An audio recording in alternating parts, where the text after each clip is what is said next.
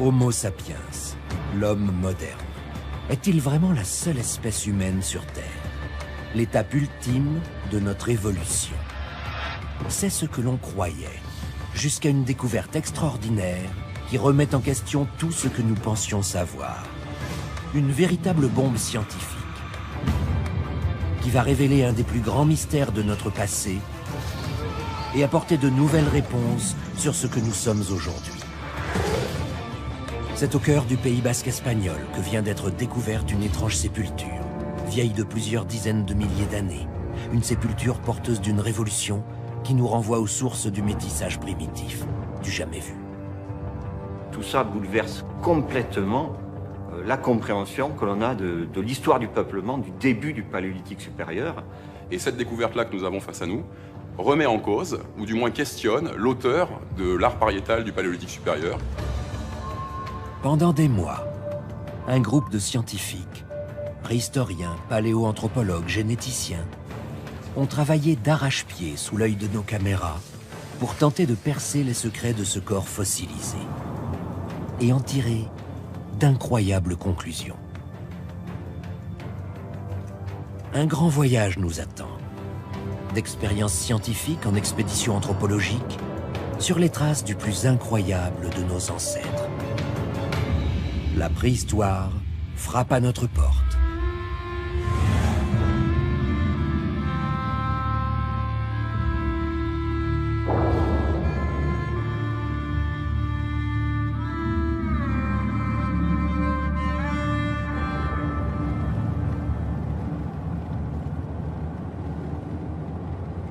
C'est sous le signe du hasard que commence notre enquête. Nous avions choisi de suivre dans son travail Nicolas Darvin, préhistorien rattaché à l'Institut français de recherche archéologique, quand celui-ci fut investi d'une mission singulière. Aller expertiser une énigmatique sépulture repérée chez un particulier. Il y a quelques jours, un agriculteur a en effet tenté de vendre sur Internet la dite sépulture. Mais il en a été empêché par les experts du service de l'État, dont le travail est de démasquer d'éventuels trafiquants de biens culturels. Nous devons à tout prix être extrêmement prudents afin que ces découvertes archéologiques ne se retrouvent pas sur le marché de la contrebande, mais surtout celle-ci semble potentiellement exceptionnelle puisqu'au vu des premières photographies que nous avons vues, il pourrait s'agir d'une sépulture préhistorique, ce qui reste une découverte tout à fait exceptionnelle pour la communauté scientifique. Il est accompagné par Juanita Cortés, archéologue elle aussi, chercheuse au centre d'archéologie de Bilbao, en Espagne.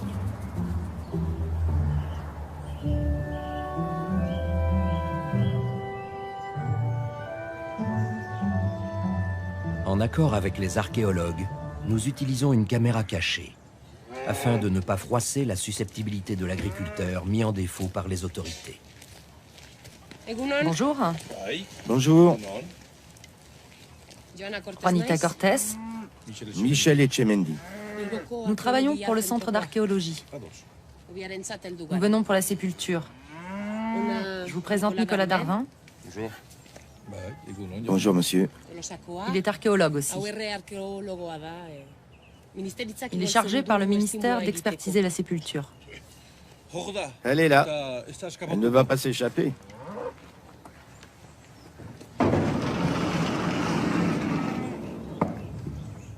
Venez. Tout ça appartenait à mon grand-père, Gorka Iñaki Etchemendi.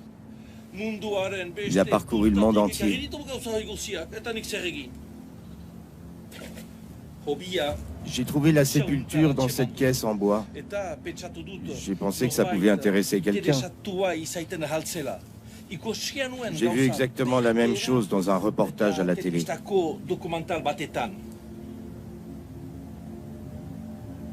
D'après ce que Nicolas Darvin distingue des ossements, ceux-ci semblent authentiques. Et malgré le temps passé au fond de cette grange, ils paraissent particulièrement bien conservés. En ce moment, je suis en train de faire du rangement dans la ferme. Je veux me débarrasser de tout ça. C'est vraiment très intéressant. Vous pensez que ça a de la valeur? On ne peut rien dire pour le moment. On doit l'emporter au laboratoire, l'analyser et on verra bien les résultats ensuite. On va mettre le crâne à part, il est vraiment très fragile. Vous pouvez m'aider pour remettre cette pièce?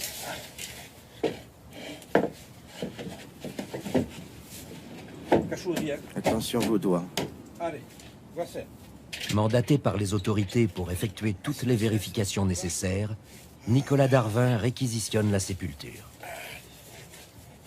Si les analyses confirment son authenticité, la valeur scientifique de cette découverte est potentiellement très grande.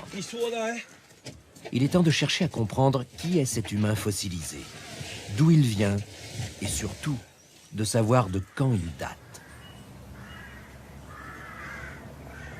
L'enquête s'annonce délicate, compte tenu des conditions dans lesquelles la sépulture a été retrouvée. Elle n'a pas été découverte en fouille, ce qui prive les chercheurs de nombreuses informations et d'indications précises quant au contexte de cette lointaine inhumation. Ici, seuls subsistent des ossements et un sac de toile de jute rempli de silex. Ces silex sont indubitablement d'âge paléolithique supérieur, c'est-à-dire entre 30 et 20 000 ans. Il faut maintenant pouvoir montrer si ces silex sont bien associés à ces ossements, et si tel était le cas, alors on aurait une découverte tout à fait exceptionnelle pour la communauté scientifique. De telles trouvailles demeurent rares à l'échelle internationale. Pour le paléolithique moyen, qui concerne à la fois les découvertes relatives à Sapiens et Néandertal, nous ne connaissons à ce jour pas plus d'une quarantaine de sépultures.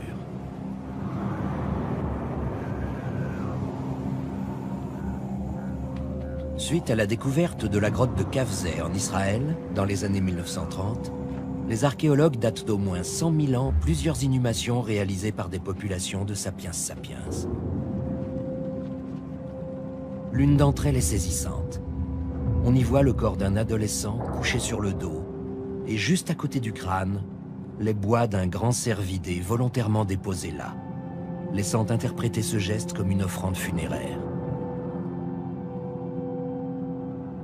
Sapiens n'est pas le seul à pratiquer de tels cérémoniels.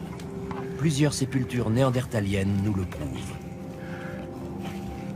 Que ce soit au Proche-Orient, vers 65 000 ans, ou plus récemment en Europe.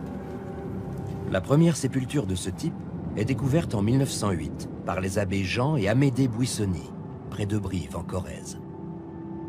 C'est dans la grotte de la Chapelle aux Saints que ces derniers mettent au jour le squelette entier d'un individu couché en position fétale et inhumé dans une fosse creusée intentionnellement à cet effet par des Néandertaliens. Elle atteste que les Néandertaliens ont eux aussi des rites funéraires.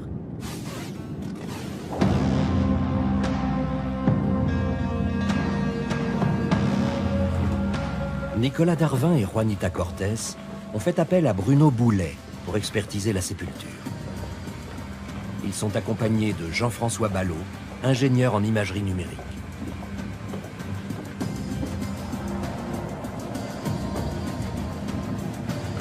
Bruno Boulet, paléoanthropologue, a déjà fouillé de nombreuses sépultures préhistoriques.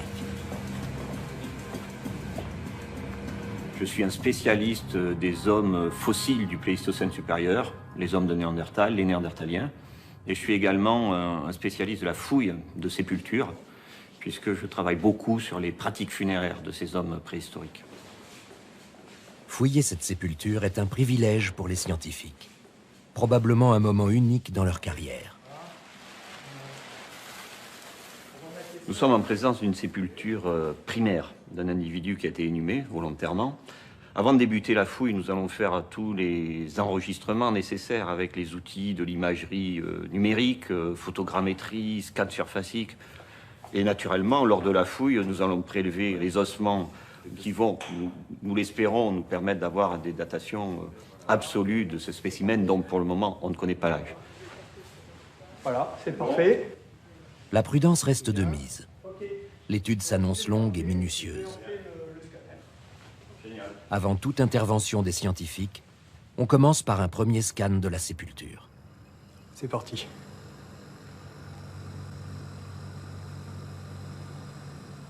Le travail d'imagerie doit se faire à chaque étape de l'expertise.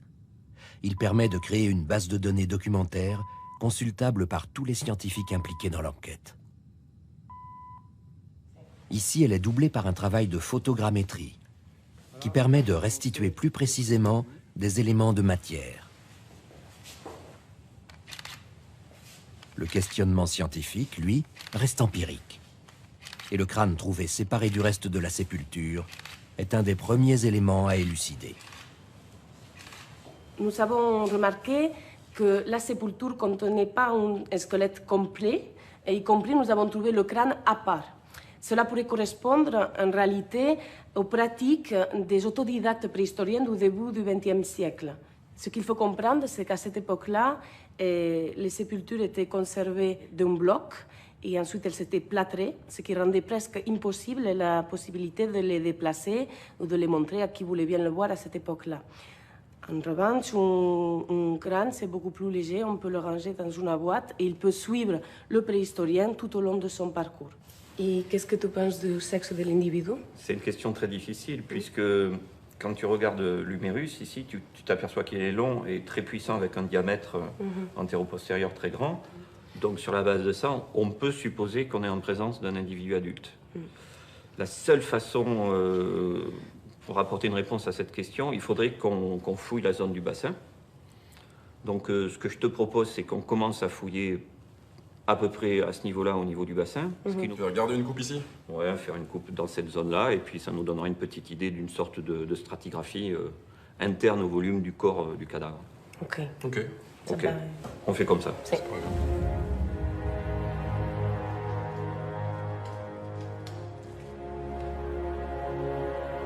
La fouille en laboratoire peut commencer.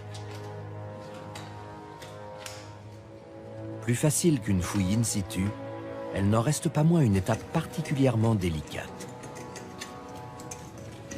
Les enjeux sont forts, et les scientifiques mettent en œuvre tout leur savoir-faire afin de dégager minutieusement de la terre chaque ossement, chaque infime élément qui ont traversé des millénaires pour arriver jusqu'à nous.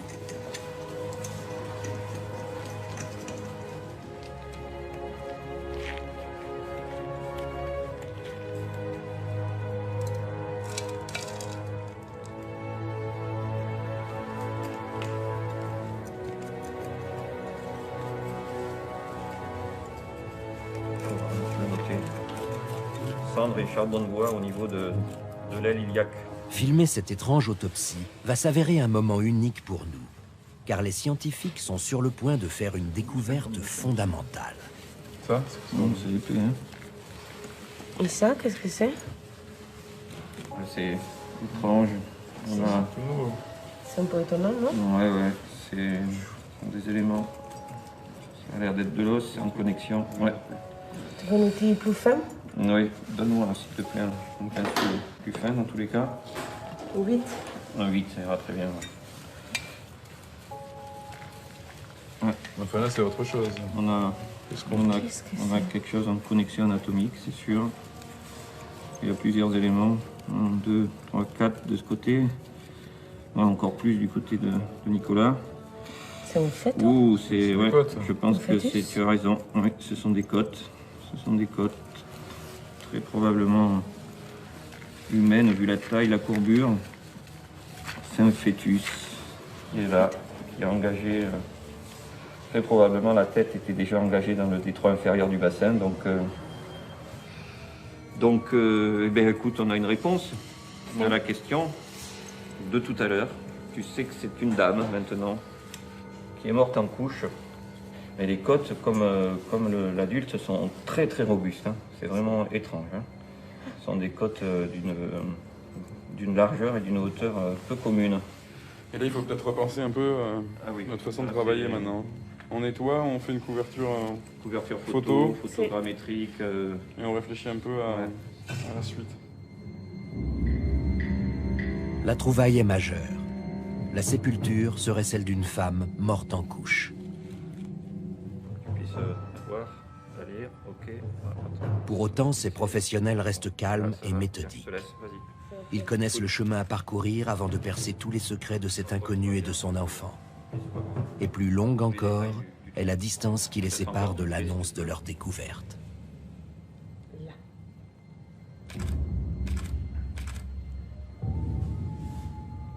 Pour l'heure, il est temps de passer au prélèvement afin d'envoyer des échantillons en analyse et pouvoir ainsi en déterminer la datation, l'origine, la filiation. Ok. Pas tout à fait. Voilà, ça y est, c'est bon. Allez, Okay. hop, on ne touche pas. C'est parti. C'est bon. Carbone 14, ADN, isotope, tout dans un même échantillon, si c'est bien conservé. Ce que Bruno Boulet, un des plus grands spécialistes mondiaux en paléoanthropologie, nous révèle alors, lui-même peine à le croire. Et les caractéristiques morphologiques du fémur de ce fœtus sont très surprenantes. Ce sont des caractéristiques qui ressemblent énormément à celles des bébés néandertaliens connus, comme la ferracie ou le moustier, la courbure, la largeur des épiphyses. Et ce fœtus provient d'une femme qui, par ses caractéristiques crâniennes, est une femme certainement anatomiquement moderne.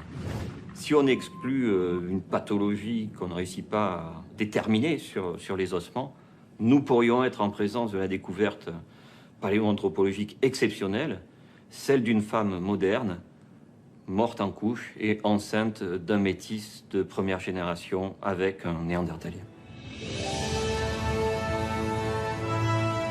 Et si l'expert était dans le vrai? Si nous étions bien face à deux types humains différents? Si elle était avérée, ce serait une découverte au-delà de la raison. Cette sépulture nous rappelle combien les connaissances sur nos origines peuvent à tout moment être ébranlées. Ce fut déjà le cas lors de la découverte que fit en 2006 le Neanderthal Genome Project. Ce programme de séquençage de l'ADN nucléaire de l'homme de Néandertal, dirigé par Svante Pääbo, fut lancé par le Max Planck Institute en Allemagne. Quelle révolution quand les résultats ont été annoncés dans les plus prestigieuses revues mondiales. Sapiens et Néandertal ont mélangé leurs gènes.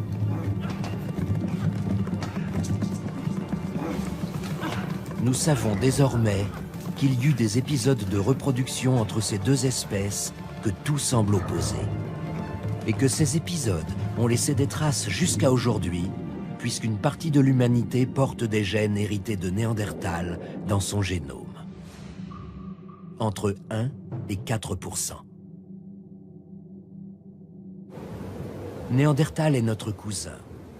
Voilà peut-être pourquoi, depuis toujours, il fascine l'homme moderne. C'est le LAPOM, le laboratoire de paléogénétique moléculaire de Bretigny-sur-Orge, qui est chargé de faire parler les prélèvements de la sépulture. Le LAPOM est un institut spécialisé dans l'anthropologie moléculaire et la bioimagerie virtuelle. Il est dirigé par Simon Palais.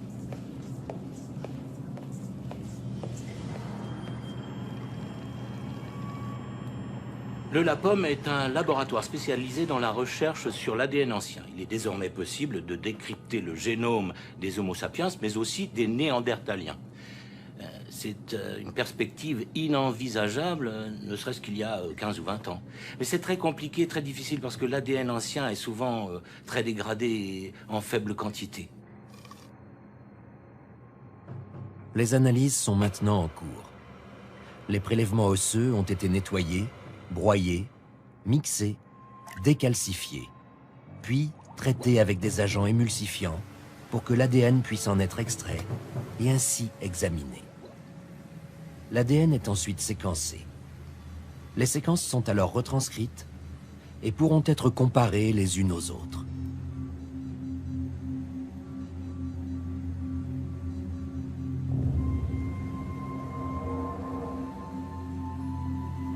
Parallèlement, une fois la fouille terminée, la sépulture est de nouveau scannée.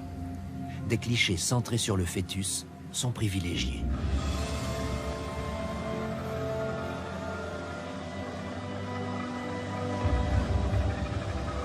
La nouvelle restitution en 3D permet d'étudier les différents ossements du fœtus sous toutes les facettes. Ouais, mais Bruno, c'est surtout sur l'aspect des côtes qu'il a... D'accord. Ouais, qu'il a été... Étonné? Étonné, ouais. Cette femme morte en couche et son fœtus n'ont pas fini d'être scrutés sous tous les angles. Mais qu'en est-il d'un point de vue sociologique? Quelle était la raison d'être de cette sépulture? Le fait qu'il y ait une sépulture est peut-être dû justement à ce que cette femme a été considérée comme métissée entre les deux par les populations elles-mêmes. Alors on lui a offert une sépulture tout à fait spectaculaire et on l'aurait protégée comme ça de l'action des carnivores et on l'aurait protégée en même temps de la détérioration. Marcel Hoth est paléoanthropologue à l'Université de Liège en Belgique. Son travail contribue à la réhabilitation de Néandertal dans ses pratiques techniques et culturelles. Il est possible que ce soit le résultat d'une action rituelle qui protège cette personne qui porte les deux destins, le destin ancien des Néandertaliens, le destin nouveau des hommes modernes, que l'on aurait donc compris cette ambiguïté et que l'on aurait ainsi donné un destin par cette sépulture qui protège la dame défunte.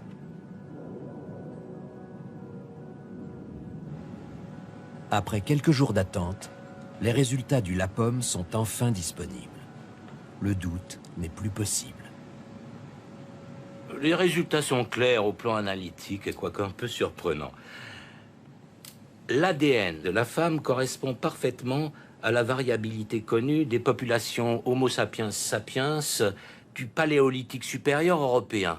D'ailleurs, elle correspond avec des exemplaires que nous avons déjà analysés dans le laboratoire, notamment des vestiges humains d'un site russe pouvant être daté de 25 000 ans. Mais la surprise vient des analyses pratiquées sur les échantillons prélevés sur le nouveau-né. Ils s'écartent clairement de la variabilité génétique connue des sapiens sapiens. Les seules comparaisons possibles avec l'ADN du nouveau-né sont des néandertaliens que nous avons déjà analysés au LAPOM. Donc je peux confirmer formellement les résultats. La femme est Homo sapiens et l'enfant néandertal.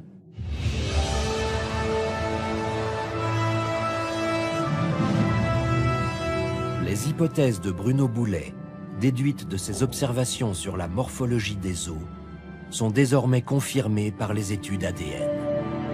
Mais ce n'est pas tout. Nicolas Darwin vient de recevoir les résultats des datations au carbone 14 faites à Oxford en Angleterre. Et le résultat est sans appel. La mère et l'enfant sont vieux de 25 000 ans. Certains néandertaliens étaient donc encore présents plus de 10 000 ans après la date faisant consensus pour situer leur extinction. Pour le préhistorien, c'est là l'information la plus inattendue. Le plus gros scoop qu'il n'aurait jamais pu imaginer. Ces résultats sont concordants pour montrer de manière irréfutable par cette sépulture que nous sommes en présence d'un métissage entre les populations sapiens et les populations néandertaliennes. L'autre grande surprise, à nos yeux, c'est d'avoir une datation autour de 25 000 ans, c'est-à-dire en plein paléolithique supérieur, à un moment où nous pensions que seul Homo sapiens sapiens était présent sur la planète. Et nous nous rendons compte, à travers cette découverte, que Néandertal était encore présent et que donc, nous ne savons plus qui est l'auteur, par exemple, des peintures, des œuvres pariétales de la grotte Chauvet ou de la grotte de Lascaux.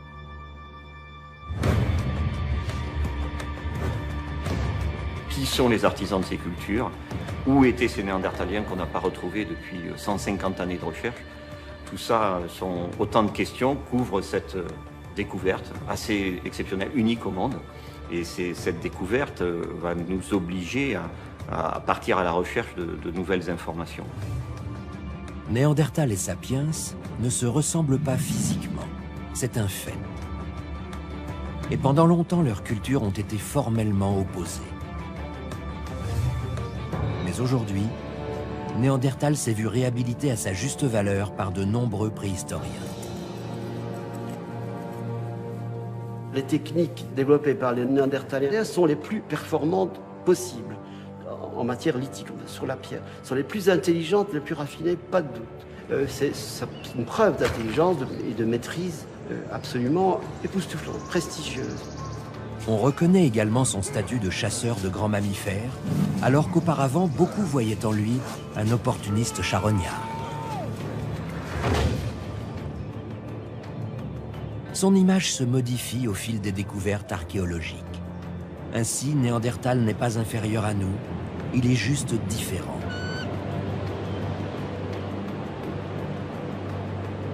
La grande question qui demeure à ce jour sans éléments probants de réponse est celle de son extinction. Pourquoi et comment Néandertal disparaît-il? Pourquoi, après un règne de 300 000 ans, s'éteint-il peu à peu, tandis que Sapiens colonise la planète et voit sa population croître de façon exponentielle, jusqu'à devenir l'unique représentant de l'espèce humaine sur Terre?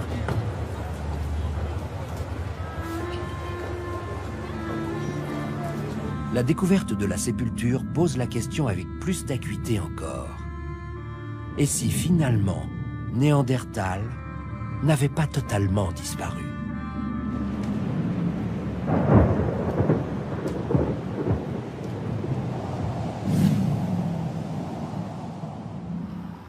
La responsabilité de Nicolas Darwin est énorme. Il doit désormais remonter la piste afin de percer les innombrables mystères de cette mère et de son enfant venus du bout des âges. L'archéologue retourne donc au Pays Basque afin d'inspecter la grange où la sépulture a été découverte.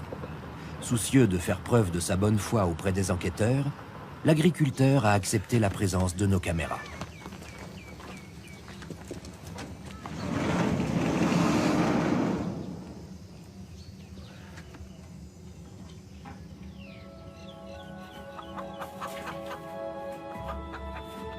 Quelque part, au milieu des innombrables souvenirs d'expéditions de son arrière-grand-père Gorka Iñaki Etchemendy, se cache forcément un indice.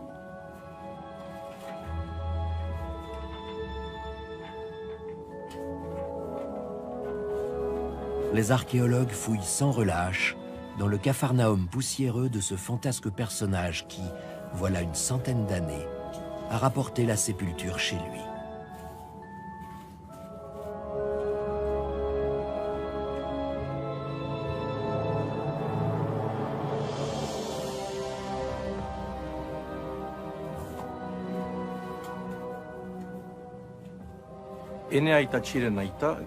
Mon arrière-grand-père Gorka Iñaki Etchemendy est né dans cette maison en 1883. Moi, je ne l'ai pas du tout connu. À 17 ans, il s'est engagé dans la marine espagnole. C'est cela qui lui a donné le goût des voyages. Il a parcouru le monde en faisant des expéditions sur tous les continents.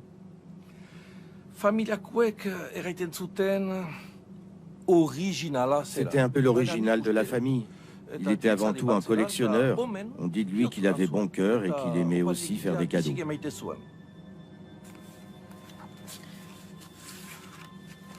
L'homme était aussi passionné de photos, et ce sont des centaines de clichés que Nicolas et Juanita doivent examiner.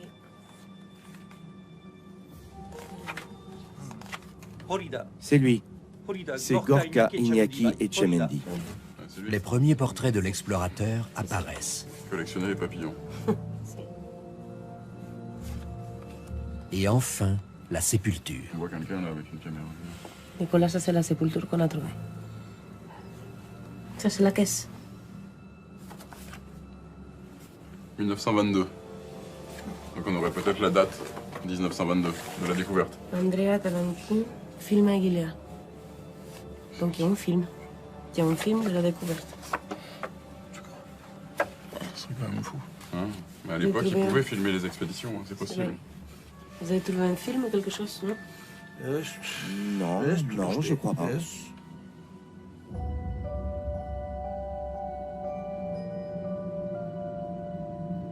L'homme posant fièrement sur la photo est sans équivoque possible Gorka Iñaki Etchemendy. À ses côtés, deux de ses collaborateurs. Au dos, la photo est sommairement légendée avec les noms des deux ouvriers, Tornike Okriashvili et Jabba Kankava, et celui de l'homme à la caméra, Andrei Talankin. Nicolas Darwin tient enfin quelque chose. Des noms et une date. 1922. Surtout, la présence du caméraman apporte un nouvel espoir. Il y aurait donc peut-être un film.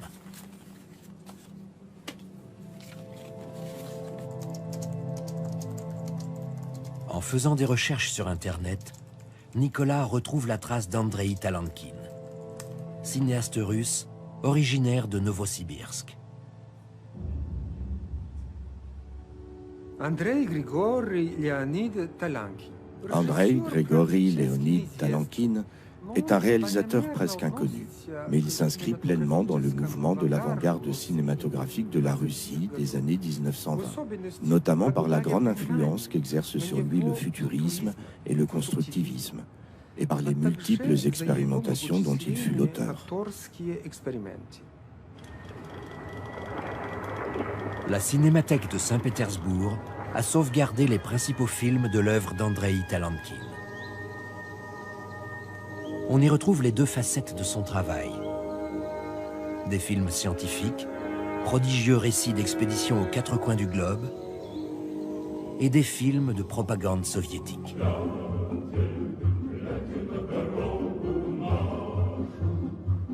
La vérité du monde et l'artifice politique dans une seule et même œuvre.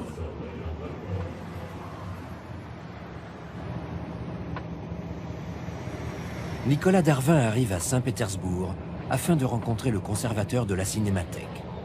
Il va désormais pouvoir avancer dans son enquête.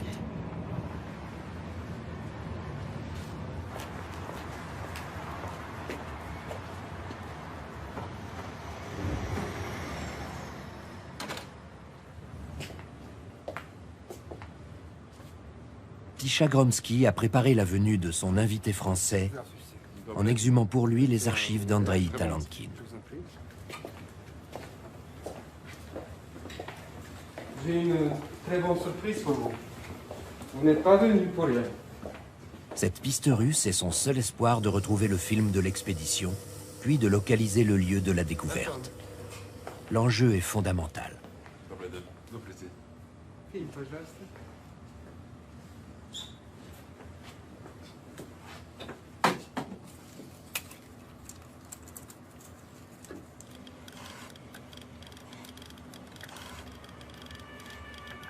C'est un film en très mauvais état. Tourné en 1922 en Géorgie. Tourné par Talankin, qui suivait un explorateur.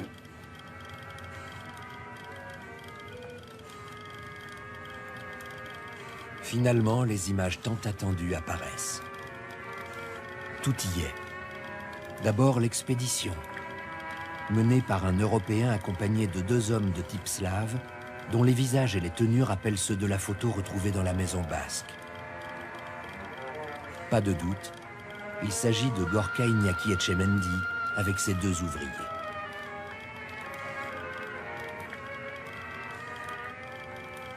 Vient ensuite l'entrée de la grotte, d'où l'explorateur dirige l'extraction de la sépulture.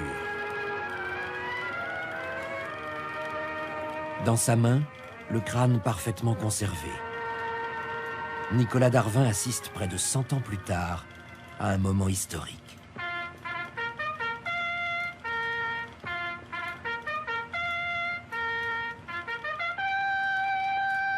Les preuves s'accumulent. Et sur la boîte de la bobine du film, la date et le lieu apparaissent de manière précise. 1922, tournage en Géorgie, grotte de Zayou-Kovoko. L'archéologue sait désormais où chercher. Pourra-t-il bientôt apporter la dernière preuve manquante? L'annonce de la découverte de la sépulture de Zayou-Kovoko ne sera pas seulement un coup de semonce dans les milieux scientifiques. Elle engendrera aussi irrémédiablement une nouvelle orientation des recherches. Comme ce fut le cas il y a une dizaine d'années, suite aux découvertes relatives au métissage entre Néandertal et Sapiens, les fameux 1 à 4% de gènes néandertaliens, présents aujourd'hui chez certaines populations en Europe et en Asie. Le Max Planck Institute et l'Institut Pasteur cherchent depuis à comprendre comment ces gènes affectent nos traits phénotypiques. Ou pour le dire plus simplement, ce que Néandertal nous a laissé en héritage. Nous savons ainsi désormais que c'est parce que nous avons en nous ces gènes archaïques que peuvent se développer certaines caractéristiques physiques ou pathologiques, la fragilité de la peau face aux rayons ultraviolets, la couleur rousse des cheveux, la propension du sang à hypercoaguler, ou encore les risques de dépression. Et plus étonnant, certains phénomènes addictifs. Vous ne parvenez pas à arrêter de fumer? C'est peut-être Néandertal en vous qui parle. Oui, notre métissage ancien avec Néandertal influence encore aujourd'hui notre santé et nos comportements. Le comportement, justement, c'est ce sur quoi ce laboratoire de paléoarchéologie comportementale travaille. Depuis qu'il l'a fondé en 2011, le professeur Jean-Paul Chasuble cherche à comprendre quelle influence nos gènes primitifs ont sur notre comportement. L'homme actuel a entre 1 et 4% de gènes néandertaliens. Nous avons choisi un certain nombre de volontaires auxquels nous voulons faire passer quelques tests, d'abord pour vérifier quel est leur pourcentage de gènes néandertaliens. Ce qui nous intéresse, c'est des gens qui ont plus de 10% de gènes néandertaliens. Ces expériences auront pour but, et déjà depuis quelques années, nous travaillons sur ce processus-là, auront pour but de mesurer si la présence de gènes néandertaliens en grand nombre modifie leur comportement en différents aspects, par exemple le rapport avec la nature, le rapport avec les événements qui se produisent soudainement, le rapport avec les animaux, le rapport avec la socialité, le rapport peut-être avec la sexualité. Ici, des volontaires de tous horizons se plient à de multiples tests et analyses menés sous le regard attentif d'une équipe de scientifiques qui étudie l'expression fonctionnelle de certains gènes. Ceux hérités de notre ancestralité néandertalienne en particulier. Vous allez participer à une expérience d'oculométrie cognitive. On va essayer de voir ce que vous allez voir quand on va vous présenter des images. Et donc ce casque va permettre de mesurer l'activité électrique de votre cerveau. Et vous aurez aussi ensuite devant les écrans des lunettes qui nous permettront de mesurer exactement ce que vous voyez et où vous voyez principalement.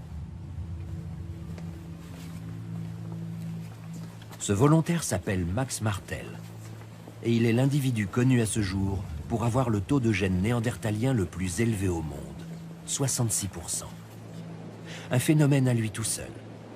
D'ailleurs, certains aspects de son comportement au quotidien ont attiré l'attention du professeur Chasuble.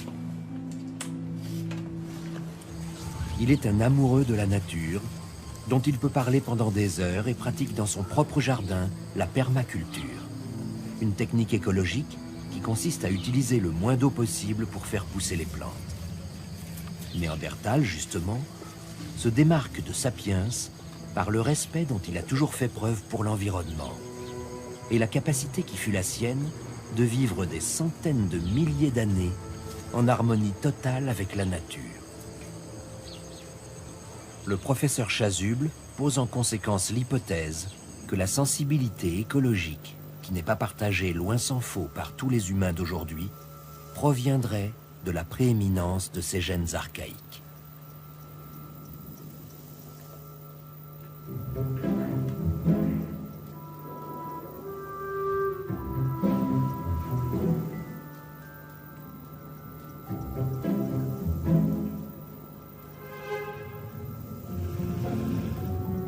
En revanche, ce cobaye contribue à casser l'image si souvent véhiculée sur les Néandertaliens quant à leurs supposées faibles capacités intellectuelles. Car lui est développeur Internet, un véritable geek capable de jongler avec les codes et les algorithmes. Un homme particulièrement à l'aise avec la technologie. Comme quoi, Néandertal ne devait pas être si stupide que ça.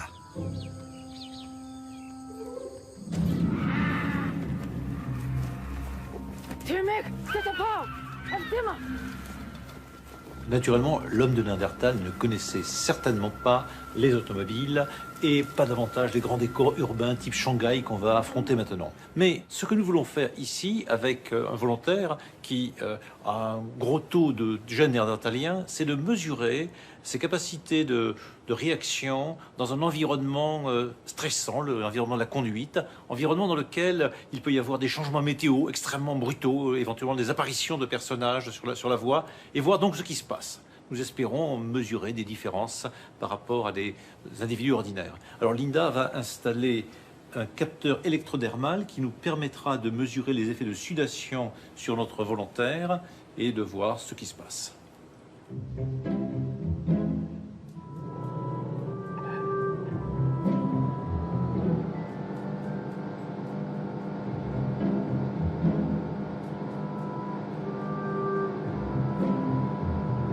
Bon, Linda, vous lui envoyez de la neige.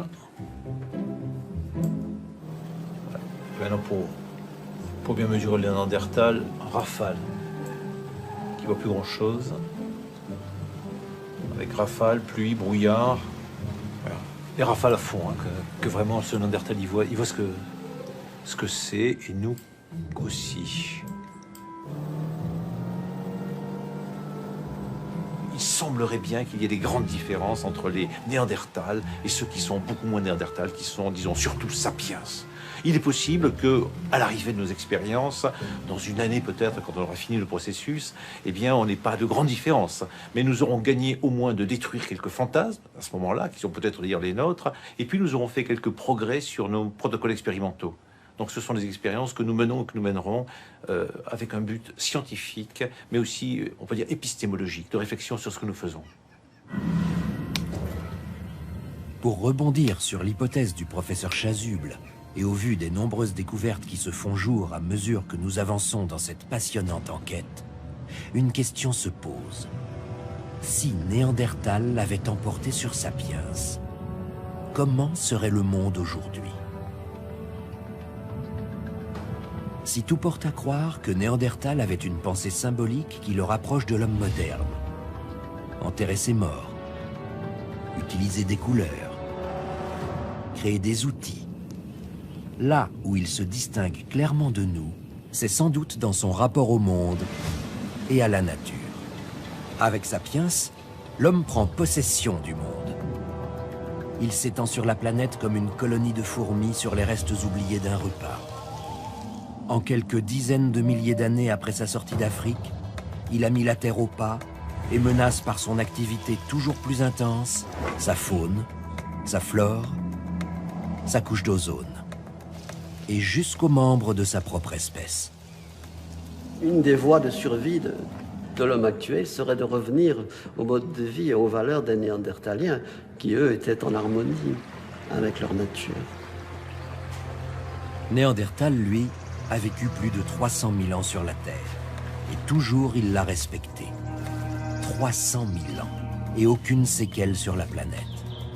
Alors, écolo Néandertal? Ouais, il était écologique. Hein. Et je suis persuadé que ce n'était pas par hasard, c'était vraiment une conception. Certes, tout porte à croire qu'il n'aurait jamais développé nos innombrables technologies, nos multiples inventions et notre spectaculaire capacité à produire encore et toujours plus. Mais contrairement à nous aujourd'hui, il ne serait pas en train de se demander quel monde il laissera à ses enfants.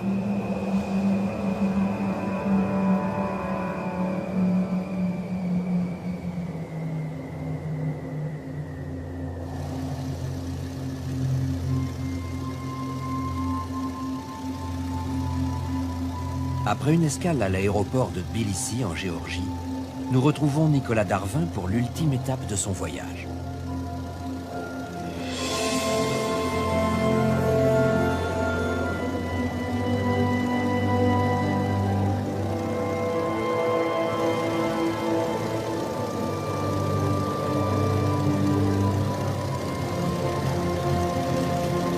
C'est sur l'aérodrome de Sloditova, situé dans une vallée du Piémont du Grand Caucase, que le petit avion qui le transporte atterrit.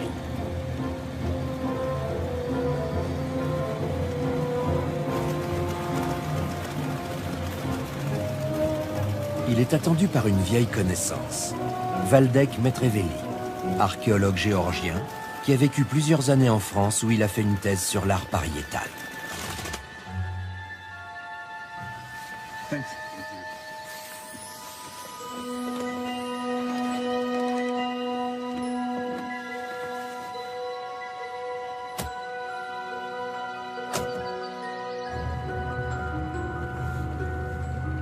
Munis de leur équipement, les deux hommes partent en voiture sans plus attendre, à la recherche de la grotte de Zayukovoko. La découverte de cette sépulture est très importante pour nous. La Géorgie, et plus particulièrement le Grand Caucase, est un véritable Eldorado pour les archéologues. Car la région occupe un endroit stratégique pour bien comprendre les grandes migrations humaines depuis l'Afrique, le Proche-Orient, la région du Caucase et le continent européen. Les mystères de l'évolution humaine sont cachés dans ces montagnes sauvages. La région est connue pour ses très nombreuses grottes. Personnellement, je connais très bien l'endroit pour avoir pratiqué de nombreuses prospections.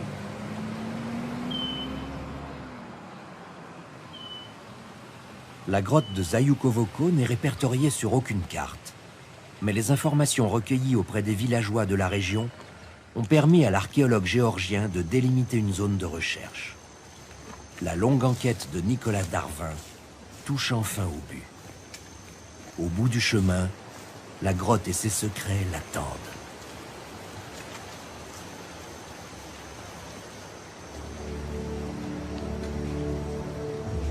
Le lieu n'a, selon les sources de Valdec Metrevelli, encore jamais fait l'objet de fouilles officielles.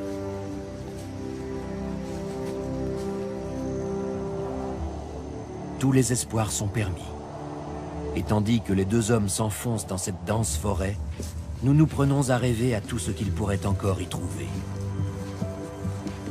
Peut-être sommes-nous à quelques pas d'une des plus grandes découvertes du XXIe siècle. À quelques pas, à quelques mètres même. Car nous y voilà. Après des semaines de recherche, la grotte apparaît.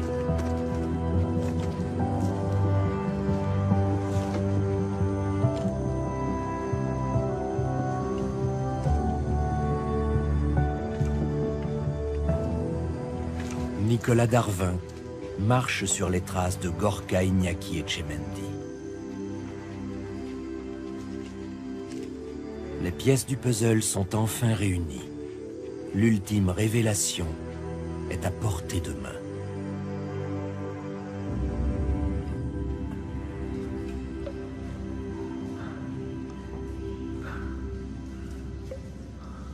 Viens, on va diriger par là.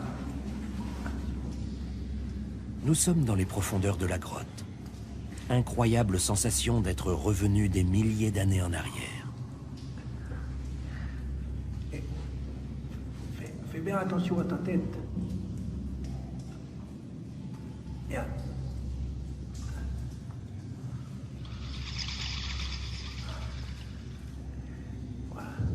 Soudain, on aperçoit une cavité éclairée.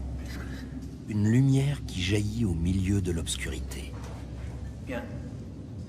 Suis-moi. Attends, je passe premier. Là. On s'approche à pas de loup. Et la vérité éclate. Néandertal est toujours vivant parmi nous. En pleine cérémonie funéraire. Comme si de rien n'était.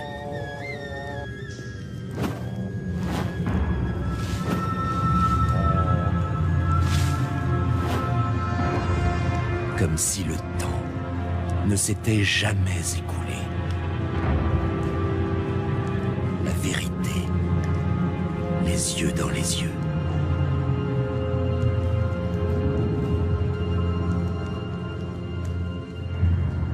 Coupez!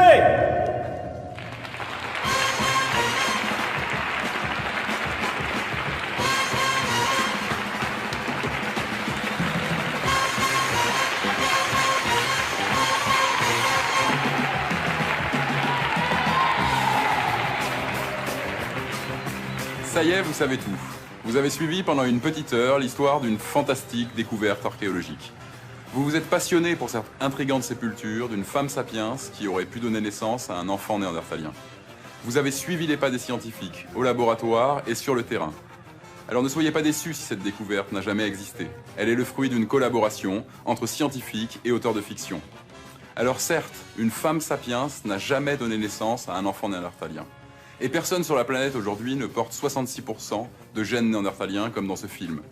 Mais qui aurait pu imaginer, il y a seulement 20 ans, que nous tous aujourd'hui portions les traces de ce métissage vieux de plusieurs dizaines de milliers d'années entre l'homme de Néandertal et Homo sapiens sapiens. Mais attention, tout n'est pas faux dans ce film, bien au contraire. C'est un principe de la science que de pouvoir se démentir elle-même au gré de ses progrès et des nouveaux objets d'étude qui s'offrent à elle. Il n'est pas de certitude scientifique qui ne puisse un jour être ébranlée, partiellement ou totalement. Par contre, ce que vous faites dans une fiction va ouvrir l'imagination. Je pense que la fiction est la clé de voûte de la découverte, la clé de voûte de la connaissance et de la science par conséquent. Si le sujet de ce documentaire relève aujourd'hui de la science-fiction, qui sait ce que demain nous réserve ?